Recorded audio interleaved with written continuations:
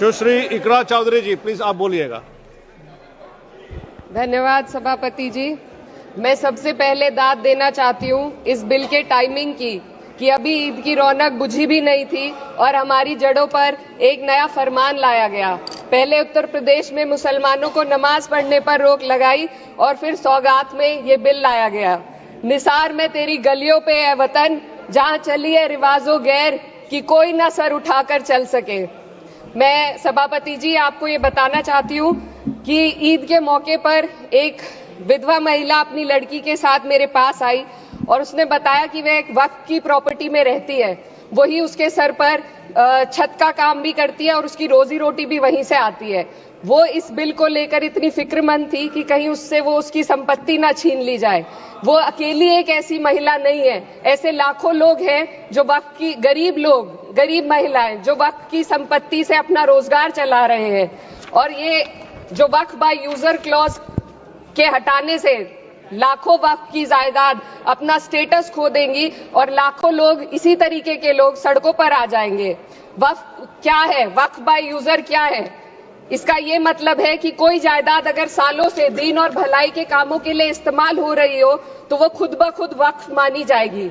हिंदुस्तान की अदालतों ने भी इस बात को तस्लीम किया है। वक्फ बाय यूजर सिर्फ वक्फ बोर्ड को ही मिली कोई खास सौगात नहीं है, ये बल्कि सभी अन्य धार्मिक ट्रस्टों को परंपरा और यूज के आधार पर बिना किसी डॉक्यूमेंटेशन के धार्मिक चरित्र को डिक्लेयर करने का राइट मिला हुआ है। भारत के संविधान के आर्टिकल 13 क्लॉज 3 में कस्टम और यूसेज को कानूनी वैधानिकता प्रदान करता है। इसी आर्टिकल से वक्फ बाय यूजर भी निकला गया है। इस बिल के कानून बनने पर वक्फ बोर्ड तो इस प्रोविजन से हाथ धो बैठेगा, लेकिन अन्य धार्मिक ट्रस्टों को यह सुविधा जारी रहेगी। इससे भारतीय संविधान के आर्टिकल 14 और 15 का सीधा उल्लंघन है, जो धर्म और जाति के आधार पर भेदभाव और कानून के सामने सभी की बराबरी पर जोर देता है। मैं इसके साथ ये भी कहना चाहती हूँ कि सत्ता के लोग जो एक दूसरे की पीठ थपथपा रहे हैं कि वक्फ बाय यूजर का जो अमेंडमेंट इन्होंने दिया उसको एक्सेप्ट कर लिया गया है, लेकिन इनकी शरारत यह है कि उसके साथ ही एक ऐसा प्रोवाइजो इसमें शामिल किया गया जिसके आधार पर यह कहा गया है कि अगर कोई भी वक्फ की संपत्ति विवादित हो तो वो अपना वक्फ स्टेटस खो देगी। तो जो अमेंडमेंट इन्होंने दिया है जिसको एक्सेप्ट कर लिया गया है उसका कोई मतलब नहीं है, ये इनकी नीयत है जो साफ जाहिर हो रही है।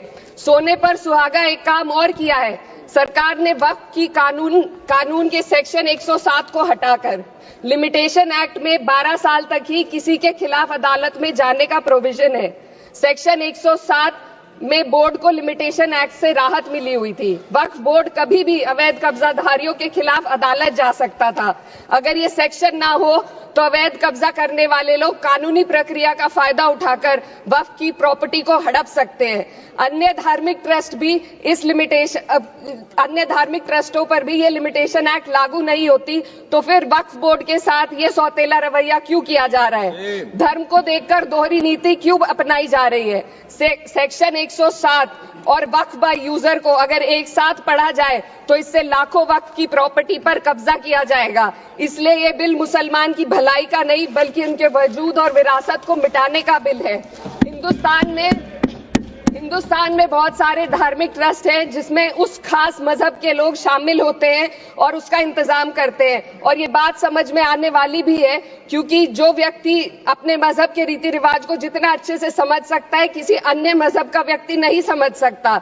आर्टिकल 26 क्लॉज 2 के तहत धार्मिक संप्रदाय को अपने मजहबी इदारों के एडमिनिस्ट्रेशन का हक देता है, लेकिन वक्फ बोर्ड के बारे में इसको उल्टा किया जा। Sir 2 minute sir please 2 minutes. सरकार इसे एक सेक्युलर बॉडी मान रही है और इसमें गैर मुस्लिमों को शामिल करने की बात कह रही है।